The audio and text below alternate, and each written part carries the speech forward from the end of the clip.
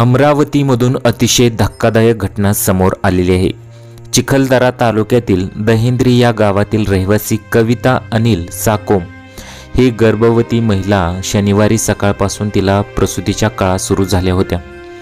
यावेळी या महिलेच्या नातेवाईकांनी याची माहिती देत रुग्णवाहिकेची मागणी आरोग्य विभागाला केली होती, परंतु रुग्णवाहिका येण्यास 3 ते 4 तासांचा वेळ लागणार असल्याने त्यांना सांगण्यात तसे आले होते।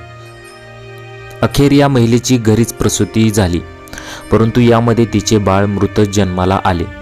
या प्रसूतीनंतर कविताची प्रकृती बिघडत असल्याने तिला लगेच खासगी वाहनाने चूर्णी येथील ग्रामीण रुग्णालयात आणण्यात आले, परंतु तिची प्रकृती जास्तच बिघडत असल्याने तिला तेथून अचलपूर उपजिल्हा रुग्णालयात रेफर करण्यात आले।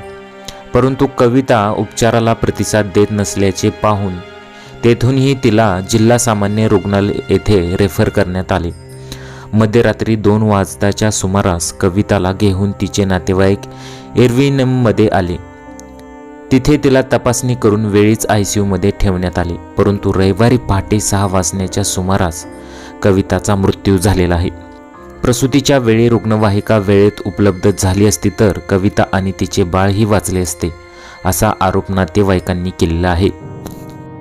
पत्नीला प्रसूती काळ सुरू झाल्यानंतर रुग्णवाहिकेसाठी कॉल केला होता, परंतु रुग्णवाहिका मिळाली नाही, त्यामुळे घरीच प्रसूती झाली।